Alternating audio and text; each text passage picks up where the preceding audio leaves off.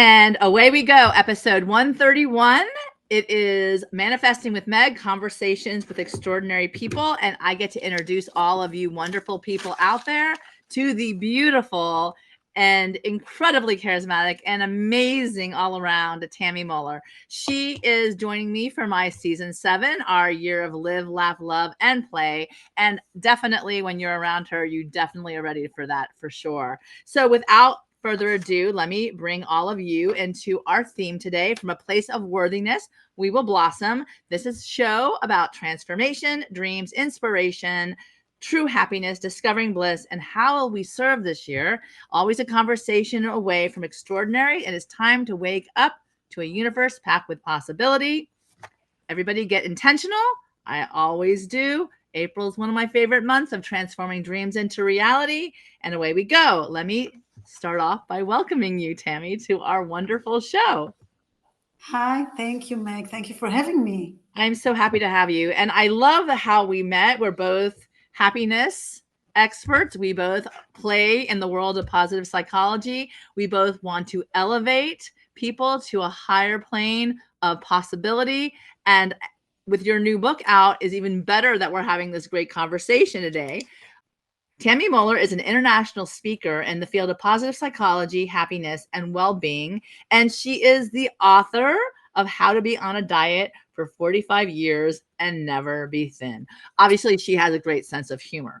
It is a practical guide to freedom and happiness. Thank you. She is an Amazon best-selling author already in 3 categories: self-help, body image, are 2 of them. And her commitment to spreading happiness led to the foundation of the International Happiness Studies Academy Alumni and Business Club, which so many people benefit from, impacting over 1,500 members globally.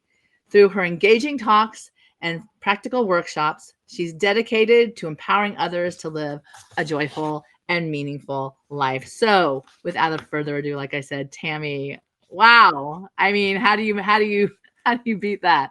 I don't know. Living happily and joyfully is something that she's very good at. I had the wonderful, wonderful pleasure of meeting her beautiful family, and you can tell that she definitely attracts the same kind of energy she puts out into the world. They were incredibly welcoming, warm, and we did pray for peace. So one of the things that I am really intentional about is calming the noise within so that we can hear beautifully and connect on a different level. So Tami, wow, Hello. congratulations. Wow.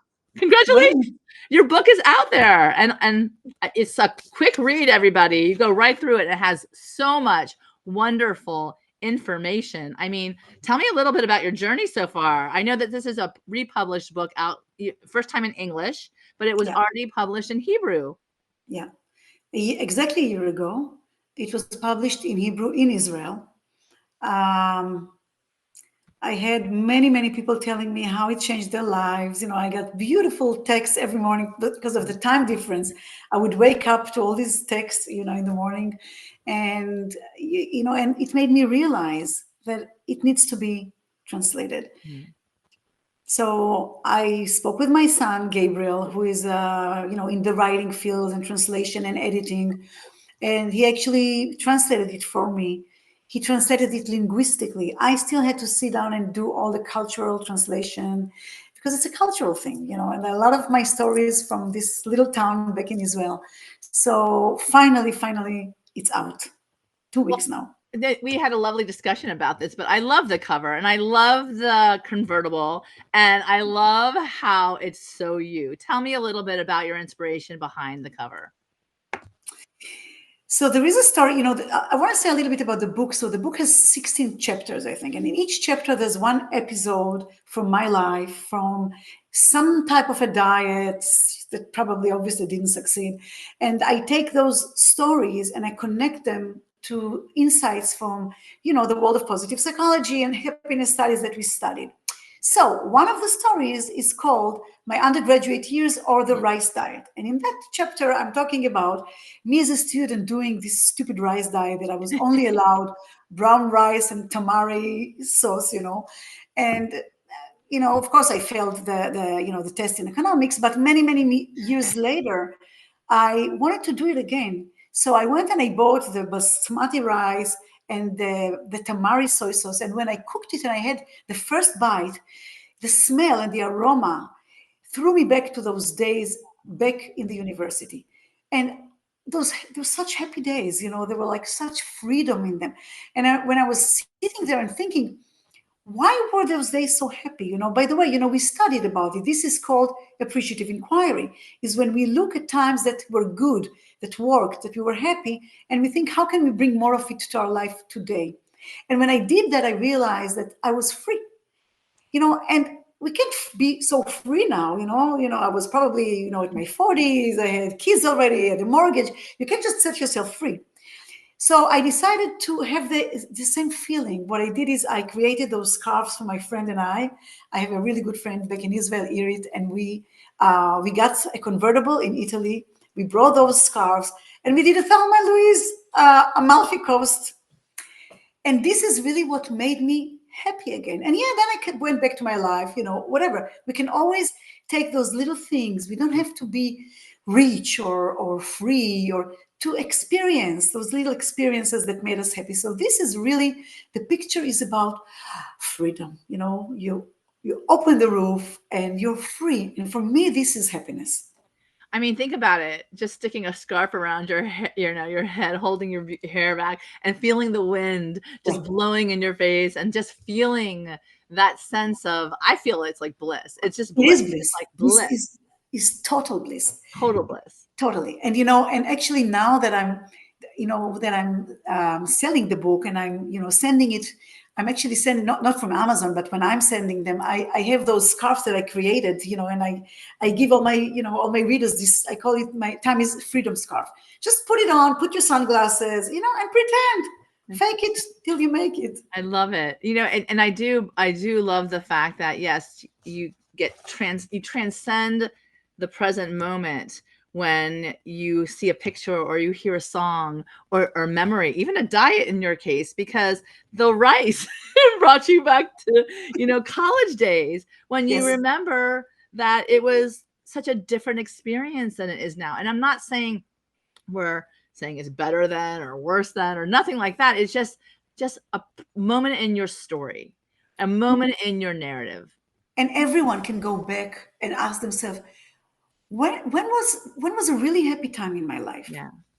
You know, and how can I bring more of that happiness to my life today? Was it when I was courageous and I did some crazy things?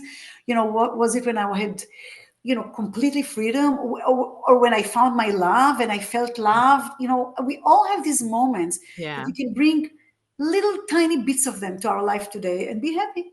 And be happy. You know, after reading your book, it's like you were on a mission until you weren't. A mission to fix yourself until you weren't. I think that the most beautiful thing is when you just allow yourself to be, like you said, in the present moment. So I love the fact that our theme today is from a place of worthiness, you will blossom. Because I think that at our core, it's all about feeling our worth and how important we matter to this world and how we matter to our families and to ourselves. And I'm going to go ahead and read the quote, and then I'm going to want to say you gave me the chill right now, because when I prepared, I said I want to talk about mattering, and we never spoke about it. Never spoke about it. And I wrote it big, so I remember the word to matter to someone. And we'll get to that later, but it just gave me the chills. And I just got them back. So, but I think that, you know, I always say to everyone, my kryptonite is my external need for external approval. Like I always get in trouble when I shift from the external me to base my importance on other people's opinion of me. True. So this is why this is so profound, especially after reading your book. Tony Robbins, American author, motivational speaker, says as a quote today, "Do what you did in the beginning of a relationship and there won't be an end." And I think that this is important because when things are fresh and new and we look at things with beautiful, you know, I guess, rose-colored glasses, you know, that you see people that you love as blessings, you see jobs that you have as a blessing at the outset, you're able to really, you know, see the beauty of a person without putting a critique or judgment, because you're so enamored by this energy that comes at you. But really, reality is that it's really your energy that's attracting it. So whatever about you is beautiful and wonderful and true, it's coming back to you by virtue of who shows up in your life. So it's always starts really with you.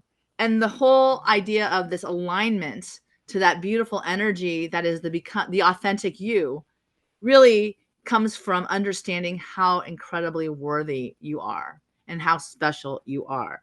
So not only will there be no end to those relationships that are founded in that authentic beauty, where no one's being out in the world just saying that they are something else that they're not, but you can always come back to the fact that you're building something and you're planting seeds of something. What are your thoughts about all of this? The mattering. Yeah. And I was always a people's person. And I think my biggest wake-up call was, and I write it in my book, in my story, when I came to the United States. I was born and raised in Israel. I came here to be with my family, because my parents came here. And right after I came, my father, who was only 59 at the time, passed away very suddenly from a massive heart attack. And it was such a shock. And it was such a realization that there is no tomorrow. You can't wait to say, I love you, I forgive you tomorrow. There is no tomorrow. It happens in a heartbeat. And I think this is exactly what you say. Reach out today, don't wait. You can't wait. And for me, this relationship with people is the most important thing. Is tell them what you think. Tell them you love them. Forgive them. Ask for forgiveness. There's nothing more powerful than to say, I'm sorry, and there's nothing more powerful than to forgive someone.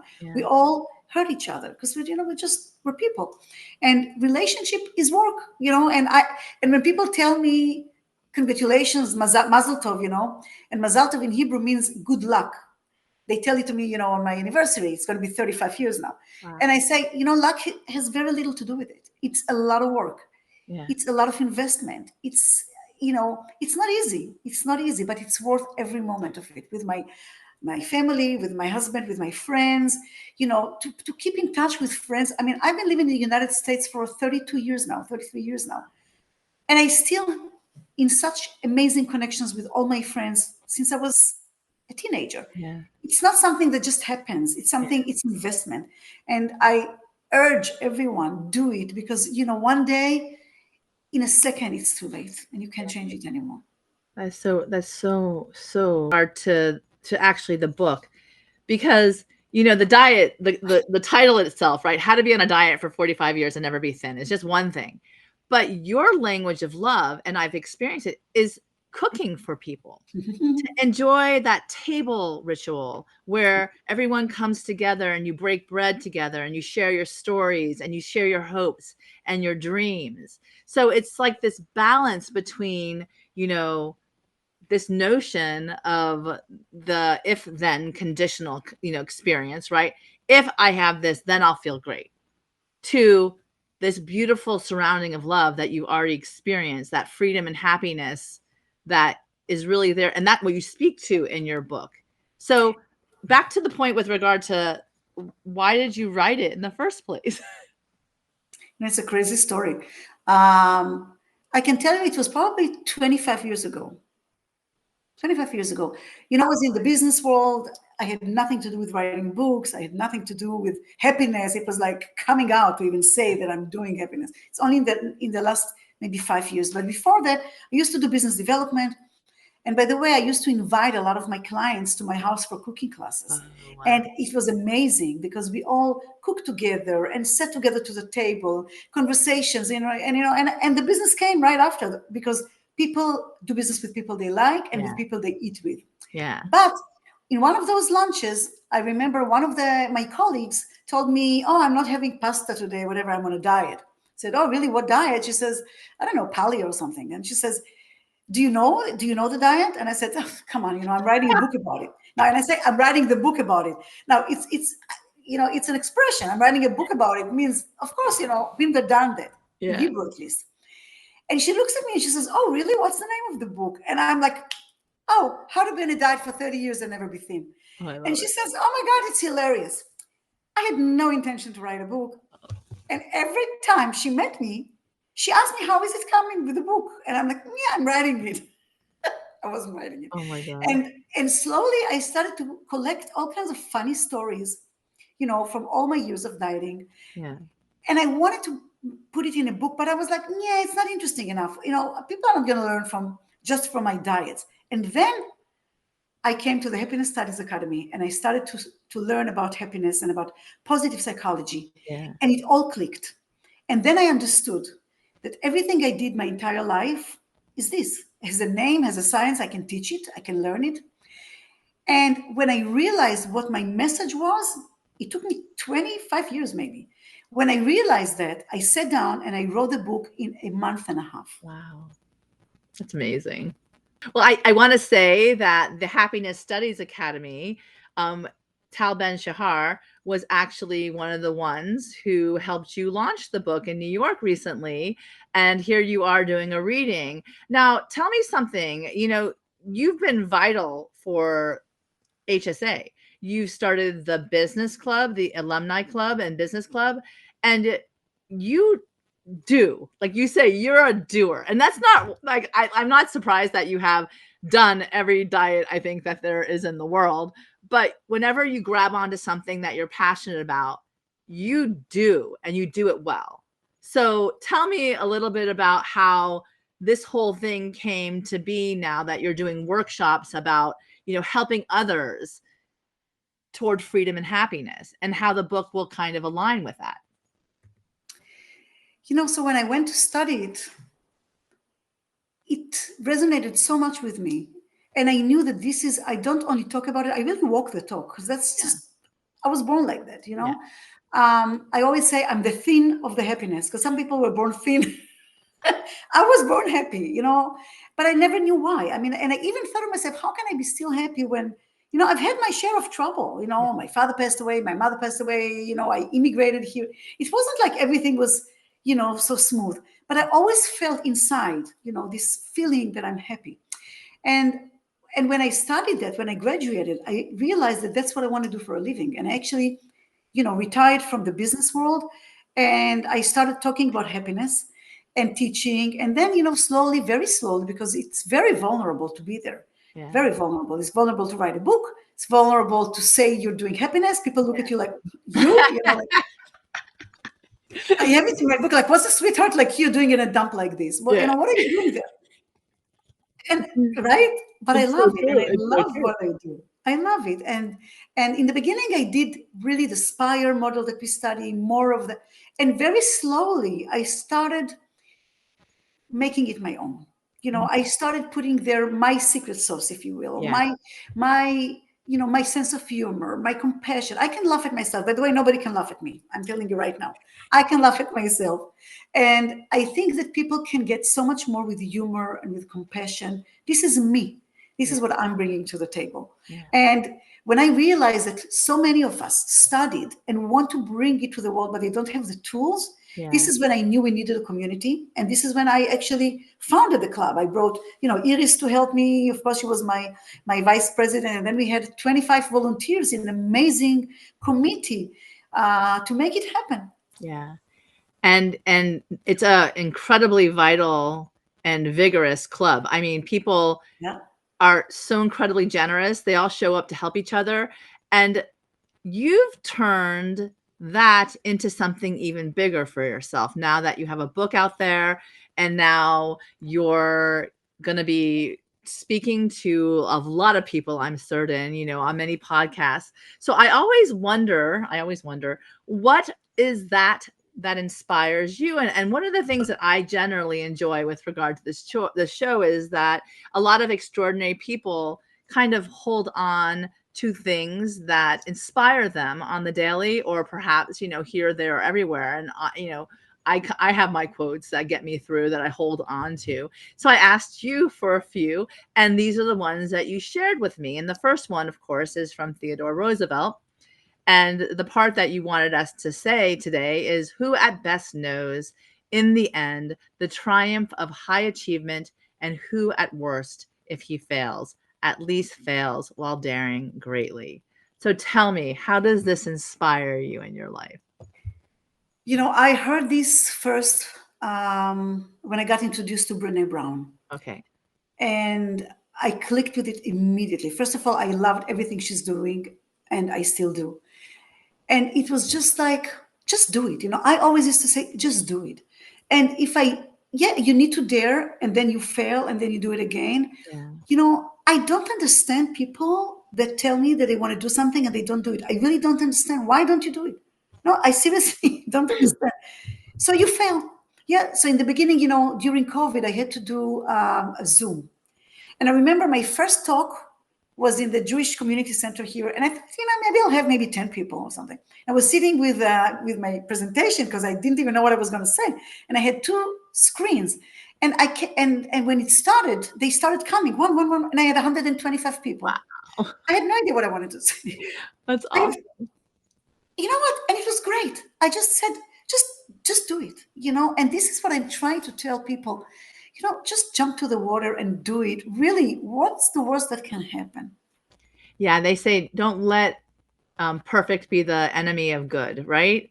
Don't let the need to show up with your T's crossed and your I's dotted get in the way of the message in the first place. Because there are people out there who are waiting for you to show up, and that audience will meet you there. I always say, your audience is going to find you. And the thing is that they need to hear the experience that you have had for that hope and possibility to keep going. And I love that. I'm a big fan of yours, Tami. And then we have this wonderful, don't be right, be smart. Yeah. It's not Einstein. He did not say that. Well, I don't think he said it, but I was looking. No, did not. And since the other quote that you gave me was Einstein, I shared this one. So go ahead. Okay. Well, this quote actually, years and years and years and years ago, there was a campaign in Israel for some insurance company, I think. And they said, when you're on the road, don't be right, be smart. And ever since then, I have been using this with my kids, and it really means to me, don't let your ego come in the way. And I used to manage many people, at work. And I used to tell them in the morning, did you leave your ego at home? Leave your ego at home. Wow. Because you can't work from ego. You need to be smart. Yeah, I agree. Eventually you'll get where you want, So I really love that, it really resonates. And I taught my kids, since they were little, don't be right, be smart. Well, and you have 3 very intelligent children, so you've succeeded in the mantra for them for sure. And of course, other way. And then we have the actual quote from Einstein. There are only 2 ways to live your life. One is as though nothing is a miracle. The other is as though everything is a miracle. Yeah, when I heard this the first time, I started to cry. Yeah. Because it's to live in awe, it's to live in awe. I mean, it's to really appreciate everything that we have around us. And we have so much around us. I just heard this song. It says, standing knee deep in water in the river and dying of thirst. It's the same. We are surrounded by the abundance. And Sarah Ben Brand, she's another amazing writer, and she wrote Simple Abundance. And she talks about how we already have everything. We just need to open our eyes and wow, and be in awe. And it's funny because we can have 2 people that can see the exact same picture or can live in the exact same house. Yeah. And one of them is like, wow. And the other one is like, yeah, okay. It's amazing, right? It's amazing. And, you talk about it in the book, the hedonic adaptation, where you take it for granted after a while. And I try to see the people who come into my life, especially the closest ones to me, and trying to see them with new eyes every day, because I don't want to take for granted that they're here and that they're now. And that goes back to what we were talking about before. One of the things, if we see people as miracles in our lives, then they matter to a point where they're here to deliver a message for each of us. Go back to that point, because I do think I want to talk more about your book, because one of the things that I think at the end of the day, you do talk about mattering and special, and how you finally, it's not like you're going to give up on, being that size that you want to be, but it's actually enjoy the party. Well, it's actually to enjoy the party while you're here. So tell me a little bit more about that.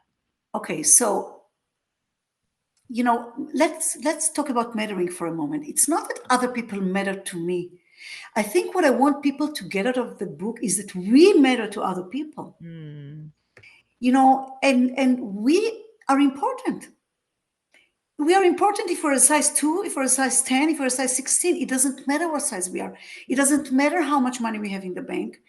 Even though we are so self-critique about ourselves, Yeah. we matter to people. And the PERMA model, the Dr. Seligman PERMA model, Right. M, he just changed it, from meaningful meaningful to mattering. Mattering. So when you matter to somebody, and you're important to somebody and you can help somebody, this is really what's important. Now, to love yourself and to understand that you matter doesn't mean that I don't want to lose this weight. It doesn't mean it's another concept in the book. It's called active acceptance, which means I accept myself the way I am. Never going to be size 2 or size 7. It's fine. I accept it, but I'm still trying to change it, realizing that it doesn't control my life, realizing that my happiness is not depending on that. And I say, for me, it was my 20 pounds. And what I say is that each one of us has their own version of 20 pounds. This is something that we believe stands between us and happiness. It can be when I find love, when I get married, when I have kids. And I'm not saying you shouldn't try and get married. If you want to, that's fine. Yeah. You understand? But I totally understand. you can be happy now and still try and get it. So this is really the message. It's not like I say, I love myself, I'm going to go with bikini on the stage. No.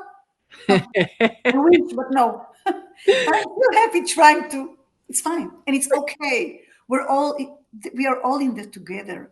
Yeah, I love that you say that. And one of the things that really stood out for me reading it is you're gonna miss out on life if you feel so much judged by yourself that you won't go to that party or to that, reunion or to that wedding because you're so worried that, you're not. What will they say? Yes. What will they say? Like when I was a teenager, I tell this story in the book.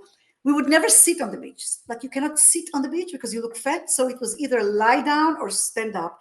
And, I used to not breathe with all these things. And do you think somebody came home and told the family, oh my God, did you see Tami on the beach? Yeah.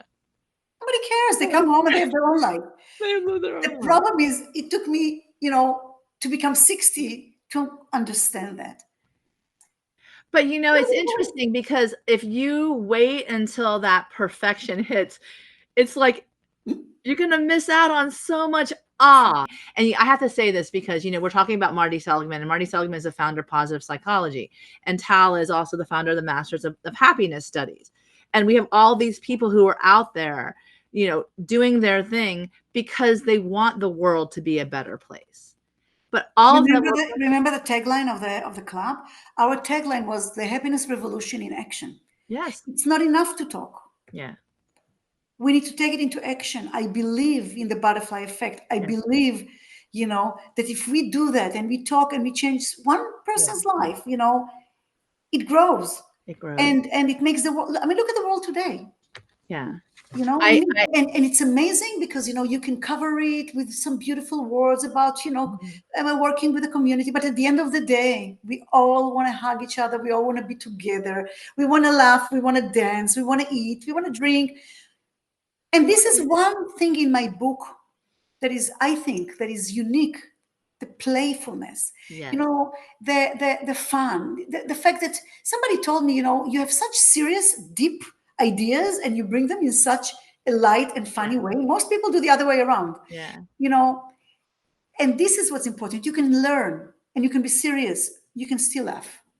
I love that. And that goes, I think, perfectly timed into the theme for my season 7. And I'll tell you, why do I theme my shows? Because I want to live, laugh, love, play more. And I want that. So I'm telling you, the majority of my guests so far have brought that joyful element to me. And I want to go back to the beginning when we set our intentions. And I think that it's really important to be very conscious. And I think that that's actually something you talk about in your book as well. You know, throwing a diet on there is one thing, but conscious as to how it's you're feeling as you go through that. If it feels like you're in a trap, then you're like, it's not going to work, because you're constricted. Everyone wants to break out of the chains that bind. We want to be out in the world, our authentic self, becoming more of who we are, rather than, constricting. I love to ask, certainly with intention, is what is your intention for your journey now that you have this beautiful book out there? What is that intention that you hold near and dear? The intention for me is really to go out there and speak to as many people that I can, men and women. I have men that love the book, and I have skinny people that love the book, organizations, really, I want to just be out there, travel the world and bring this to people everywhere. And I think my intention, especially today, I was thinking about it when you asked me to put my intention, is really about freedom. And I really want as many people to be free. And, Passover is coming in a week. And Passover is, the holiday of freedom, where, the Israelis went from slavery to freedom. My book talks about slavery to freedom. I just want to mention, and I know we don't want to talk anything about politics, but I set my intention for some miracle or something that can happen, that, that our hostages, we have 133 people still hostage in Gaza. I want them free. That's my intention. So with that notion of freedom, what was the number that you picked in the Magical Guide to Bliss? Well, I didn't pick. I'm picking it now. Oh, you're picking it now. Yeah. They actually said, I really want to put my intention to it. So I'm thinking, and I don't know if it's going to go together with my intention or not, but I'm seeing the number 297. Okay. Enough. Live your own life already. I love it. Oh my God. Oh, that's perfect. I swear I did not prepare for that. Oh, that's perfect. And is there a part that speaks to you? Well, people who say it cannot be done should not interrupt those who are doing it. Right. I love it. That's right. That's George right. Bernard Shaw, of course. Yeah. So the magical key to bliss today: scream out, enough, basta, così. Live your life already. I can't believe it. That's beautiful. That's awesome. I can't believe this is really, just enjoy the journey. Yeah. You're important. You matter. You're beautiful. Whatever. I love that. And I'm getting goosebumps, because one of the things I think that stops people from doing that, living their life and enjoying the journey and showing up authentically themselves, is they're comparing themselves to so many other people, when we're all created to come into this world uniquely, each one of us, and to shine our strengths uniquely as we all hold them, to be as bright a light in that. And we can all come together and bring our strengths to the table. And what you say about freedom and peace, that's where we will find our freedom and peace, that I accept you and you accept me just as I am. And it's an international quest, and it's an international desire. And in the club, we have people from all over. We have Israelis, we have Palestinians, we have people from Mexico, people from India, Russia, Ukraine. We have everywhere. And we have one language, and we love each other. And I wish that this would be, some type of a role model for I don't know, for governments, for everybody. Everybody. Because this is the language that people want to speak. It is. And it's at our core, we all have the need to be loved and to be seen. And I think that for who we are, and how beautiful it is to recognize, you stop someone and say, I see you and I hear you, and I want to understand better. So I love the fact that this is about manifesting, because I certainly think that this conversation was manifested. Our dear friend Itai introduced the two of us in Cartagena. I know that I met you in Como before, and I know that I was at the event in Miami where you, gorgeous celebration that you set up and that you organized. Yeah. But it was our first retreat ever. We came out from the Zoom to hug. You came out from the Zoom to hug. Isn't that how it all goes? And that's really the encouragement. Put your phone down and come out from the Zoom to hug someone in real life. I love it. We say IRL, in real life. I want to see you in real life so I can experience the beauty that is you in real life. And that is what you're going to be doing in real life when you go about and you share this book with so many people who need to hear the message of how to become free and more happy and happier. So back to manifesting. So we manifest this experience, this wonderful conversation. So what helps you show up and manifest these things, like publishing the book and meeting people like Tal and going out there and engaging the people who might benefit from your vulnerability of the story and the inspiration you have to share? You know, I'm not too good at, it's like meditating and sitting, but I do it in my head. So first of all, every morning I sit out by my mango tree. You've been there outside with my coffee. And I just think, and I see what's going to happen. I leave, I don't know if it's called manifesting, or I just like things that I know that are going to happen. I plan for them.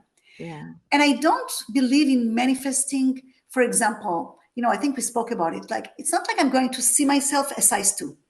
I'm going to see myself working out. I'm going to see myself eating healthy. I'm going to see. So when you manifest, you need to manifest the work that nothing just comes from. I believe, you need to work for things.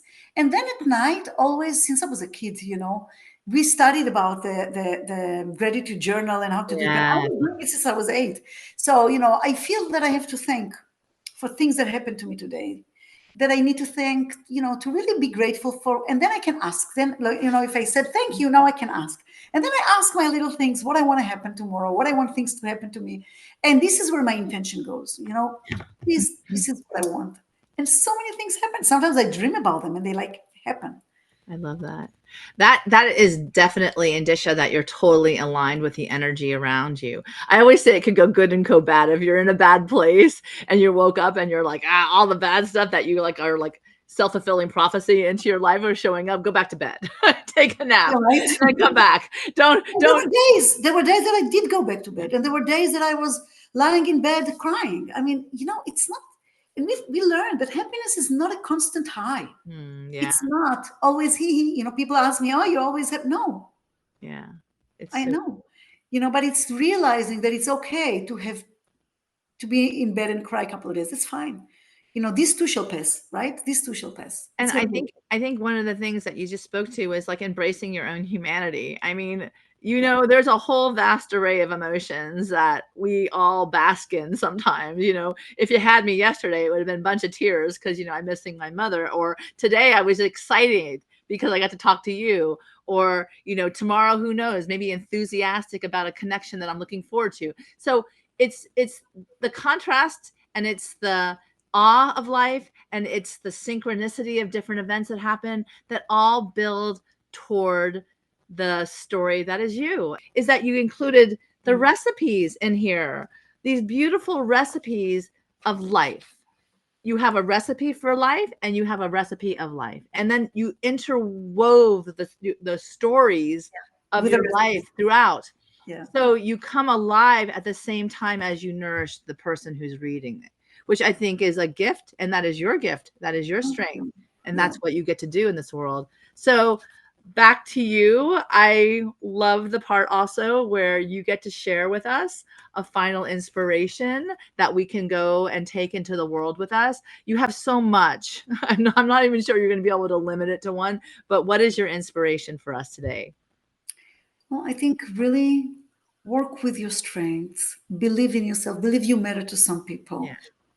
Everybody has something beautiful. Just like every situation has something good that we can focus on that. It doesn't mean that the rest is not less good, but we focus on the good, focus on what's working, focus on what's beautiful, and matter to somebody in life, and the rest will come. I love that. That's so beautiful. And, certainly you're definitely surrounded with love. There are people in your life who adore you, and I loved being in your Zen garden. It was so magical. It was magical. It was a magical Friday evening. And, I know that people are going to want to meet with you. So how can they find you? How can they get your book? How can they get a scarf? Well, they want the scarf. How can they do all of that? Where can they find you? So, the easiest way is through my website, which is just tamimuller.com. And on that website, I have the little widgets of all my social media. But I'm trying to be present. I'm not as good as I should be, but I'm there. I'm in Instagram. I'm on Facebook. I'm on LinkedIn. You can Google me. You can find me on Amazon. Actually, the digital version is free only today. It was yesterday and today. And of course, there's the paperback. So you can go on Amazon and get it. Or email me, tamarmuller@gmail.com. So let's go back because this is a podcast. So so it is TAMARMULLER @gmail.com. That's her email address. Or through my website. Or her website is www.tamimuller.com. Instagram, go meet her there. TAMILEVINEMULLER, Tami Levine Muller. And you can contact her and they'll find ways that you can meet her. Like I said, back to extraordinary. And I love this about the people I get to meet. And they always say, and even this is before I even knew that it was in happiness studies, you find the extraordinary even in the ordinary, because there's no one really that is ordinary. Or my daughter will always say, you put the extra in ordinary. You put the extra, like that extra. What is the takeaway that you want people, that extraordinary takeaway that you want people to get after they meet you? That everything is possible. I love it. Really, I know it sounds like a cliche, but it is. Within our limitations, it's not possible that I'm going to be a basketball player. No, but it's possible where you really want something that aligns with who you are, okay, with the reality of your life. You can shine. So beautiful. So with that, I want to thank you so much, Tami, for coming here and having this wonderful conversation. Wow, it was amazing. I want everyone to go out there and buy her book, How to Be on a Diet for 45 Years and Never Be Thin, A Practical Guide to Freedom and Happiness. And as always, leave a beautiful review, because we authors live and love by those reviews. And back to my, I said my kryptonite, external need for approval. If you can't say something nice, stay away, but you're going to say something wonderful about this book, because she really comes to you with such an incredible generosity and comedy and delight that you're going to, it's a fast read, it's a wonderful read, and you get some recipes to take home with you as well. So last word goes to you, Tami. Meg, I didn't know what to expect in this conversation. And I felt chills so many times, because I think people connect on some levels, on some energy levels. And when you find that in any age, in any time in your life, go with it. Yeah. You know when it's true. When you get the chills, you know that it's right for you. Yeah. So this is really, the more we do things like that, I really believe the world is going to be a better place. From your mouth to God's ears, I hear. I agree. I love it. I love it. I love you. I love all of you. As you guys all know, thank you so much for being a part of my manifesting journey. Thank you, Tami, for joining me here today. And, like I said to you always, time to manifest, living fully, loving intently, laughing more, and yes, find ways, especially to play. Get ready to dazzle, butterflies. I believe in all of you. Thank you so much. My love goes out to all of you. Bye, everybody. Thank you, Meg.